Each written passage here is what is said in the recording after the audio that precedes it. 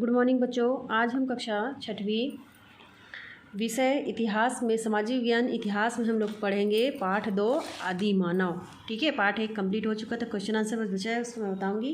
ठीक है, तो हम लिखेंगे अध्याय 2 आदि मानव। ठीक है, यहाँ देख रहे हो आप लोग आदि मानव को संग्रहण कैसे कर रहे हैं, है ना।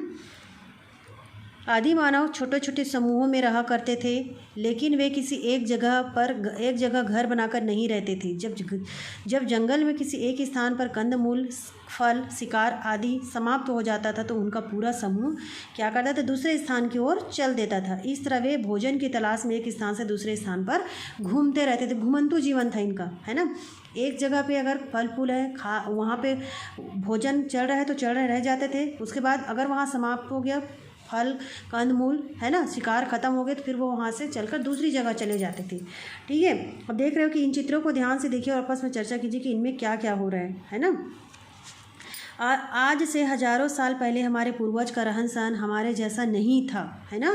वे जंगलों में रहते थे और जंगली कंद मूल एवं फल आदि इकट्ठा करके खाते थे। साथ ही वे जानवरों का शिकार करके उनका मांस भी खाते थे। आज आपके भोजन की ज़्यादातर चीज़ें खेतों में उगती है ना। लेकिन उन दिनों लोग क्या करते थे, खेती नहीं करते थे, है ना। उस समय लोग खेती नहीं करते थे।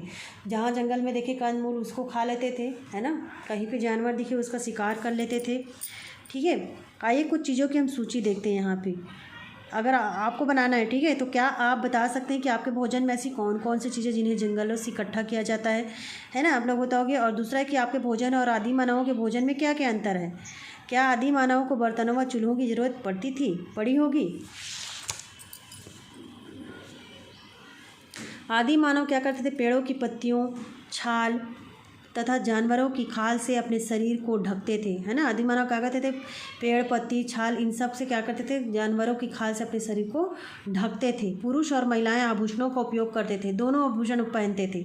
वे लकड़ी, सीप, शंख, चमकीले पत्थर एवं हड्डी से बने आभूषणों का प्रयोग करते थे। पहले हड्डी से बना होता था आभूषण, है ना, उसी को पहनते थे। ठीक है, यहाँ देख रहे हो शिकार कैसे कर रहे हैं वो लोग। ठीक है, अब देखते हैं पत्थरों के औजार कैसे थे। उन दिनों लोग लोहा या पीतल जैसे धातुओं से परिचित नहीं थे, है ना। उस समय लोहा पीतल धातु नहीं था, तो वे अपने आसपास प्राप्त होने वाले पत्थर ही से उस समय था और पत्थरों से काम चलाते थे। यही पत्थर का टुकड़ा उनका पहला औजार था, हथियार था। इन पत्थरों को वे ध्यान से अपनी ज़रूरत के अनुसार आकार देते थे, है ना, आकार देते थे। और शुरू में बड़े पत्थरों से चिप्पियाँ निकालकर औजार बनाने लगे और बाद में पत्थरों के छोटे चिप्पियों को लकड़ी या हड्डी में लगाकर और अधिक उपयोगी औजार बनाते थे। हाथ में आसानी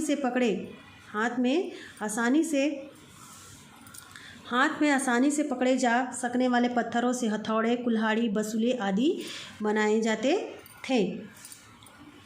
आदि मानवों ने जानवरों को शिकार करने के लिए क्या किया, तीर और भाले भी बनाए जिनके नोक पत्थरों के होते थे। वे पशुओं की हड्डियों एवं सींगों से भी हथियार बनाते थे। औजारों का उपयोग आमतौर पर जंगली अनाज इकट्ठा करने, जमीन खोदकर कंदमूल निकालने तथा जानवरों की खाल उतारने के लिए किया जाता था, है ना। किसका उपयोग किया जाता था, जो हथियार थे हड्डियों एवं सींगों से जो बनाए जाते थे उनका अधिक उपयोग किसके लिए होता था कि ज़मीन खोदने के लिए, कंदमूल को निकालने के लिए और जानवरों की खाल मतलब जो चमड़ी उसको उतारने के लिए। ठीक है, यहाँ देख रहे हो पत्थरों के औजार बने हुए हैं। ठीक है, तो ऐसा अनुमान लगाया जाता है कि औजार बनाते समय, है ना, ऐसा अनुमान लगाया जाता है क्या करते थे, औजार बनाते समय या किसी और समय दो पत्थरों के आपस में टकराने से जो चिंगारी निकली होगी, दो पत्थर को जब हम आपस में टकराते हैं तो चिंगारियाँ निकलती है ना, तो इससे आसपास की सूखी पत्तियाँ या घास आदि जल उठी होगी और इस प्रकार संयोग से हमारे पूर्वजों को आग जलाने का तरीका पता चला होगा, है ना। हम लोग को भी कन्फर्म पता नहीं है, लेकिन इसमें बताया गया है कि दो पत्थर को आपस में रगड़ने से जो चिंगारी उत्पन्न हुई उससे सूखे पत्ते जले होंगे, इससे क्या होगा, आग उत्पन्न हुआ होगा। तो इस तरह आग का उपयोग शुरू हुआ होगा। बाद में वे आग द्वारा जंगली जानवरों से अपनी रक्षा भी करने लग गए थे और वे आग में मांस को भूनकर खाने लगे। पहले जब आग का उपयोग नहीं होता था, आग को नहीं जानते थे, तो लोग कच्चे खाते थे मांस को, फिर उसके बाद इसको भूनकर खाने लगे। आग द्वारा ठंड से अपने शरीर की रक्षा भी ये लोग करने लगे थे। कैसे पता करते हैं, देख क्या आप जानते हैं कि आजकल भी दुनिया में ऐसे लोग हैं जो जंगलों पर क्या है निर्भर हैं। अभी भी देखना आदिवासी लोग जंगलों पर निर्भर रहते हैं। वे एक स्थान पर स्थायी रूप से निवास नहीं करते हैं और भोजन पानी की तलाश में जगह जगह घूमते रहते हैं। घुमंतु जीवन। वे भी जंगली कंद मूल फल अनाज आदि फल खाते हैं तथा शिकार भी करते हैं, है ना। छत्तीसगढ़ के वनांचल जैसे कि बस्तर है, सरगुजा भी कुछ लोगों का जीवन जंगल में शिकार और वनोपज इकट्ठा करने में ही क्या होता है आधारित है। अभी भी वहाँ के लोग जंगलों पर ही निर्भर हैं। तेंदुपत्ता इकट्ठा करना, उसको बेचना, है ना। हम आज कैसे लोगों के जीवन का अध्ययन करके आदि मानव के जीवन के हम आज के ऐसे लोगों के जीवन का अध्ययन करके आदि मानवों के जीवन के बारे में काफ़ी कुछ क्या करते हैं अनुमान लगा पाते हैं। इसके अलावा हमें खुदाई से उस ज़माने की जो काफ़ी चीज़ें मिलती हैं, है ना, जैसे कि पत्थरों के औजार हैं, जानवरों की हड्डियों से बने हथियार हैं आदि। उस ज़माने के लोगों ने क्या किया था, गुफाओं की दीवारों पर बहुत से चित्र बनाए थे जो हज़ारों साल बाद आज भी हमें देखने को मिलते हैं। इन सब से हमें आदि मानव के जीवन की शैली के बारे में काफ़ी कुछ जानकारी हमको मिलती है। ठीक है, अब हम देखेंगे यहाँ सामूहिक जीवन कैसा था। तो आदि मानव छोटे समूह में रहते थे, छोटे छोटे समूह में रहते थे और उनमें आपसी सहयोग की भावना बहुत थी। कंद मूल फल अनाज आदि इकट्ठा करने का काम आमतौर पर महिलाएं व बच्चे करते थे, है ना। उनकी महिला और बच्चे करते थे। पुरुष क्या करते थे, मिलजुल कर शिकार करते थे। लेकिन कभी कभी पुरुष और महिलाएं दोनों शिकार करते थे, है ना। वक्त आने पर दोनों करते थे और कंद मूल भी इकट्ठा करते थे। इस प्रकार जो कुछ भी उन्हें प्राप्त होता था उसे सब लोग क्या करते थे, मिल बांट कर खाते थे, है ना। सब लोग उसको मिल बांट कर खाते थे। किसी भी वस्तु को बचा कर नहीं रखा जाता था। समूह की सभी चीज़ों पर सबका समान अधिकार होता था, सबका अधिकार होता था। उनमें कोई अमीर या गरीब नहीं होता था, है ना। अभी के ज़माने में बोलते हैं ना अमीर है गरीब है छूना नहीं, लेकिन उस समय ऐसा नहीं होता था। लोग समूह में रहते थे और आपसी भाव से रहते थे, है ना, मिलजुल कर। तो समूह के लोगों में कार्यों का कोई बंटवारा नहीं था उस समय। सब लोग सभी काम जैसे कि पत्थर के औजार बनाना, शिकार करना, कंदमूल इकट्ठा करना आदि करते थे, है ना। अब यहाँ देखना धार्मिक रीति रिवाज और मान्यताएं कैसी थी उनकी। तो आदि मानव प्रकृति के बहुत करीब थे, है ना। प्रकृति पेड़ पौधे के बहुत करीब थे और पेड़ पौधे क्या करते थे, पशु पक्षी आदि को अपने सगे संबंधी मानते थे। उनकी भाषाएं भी वो लोग समझते थे, है ना।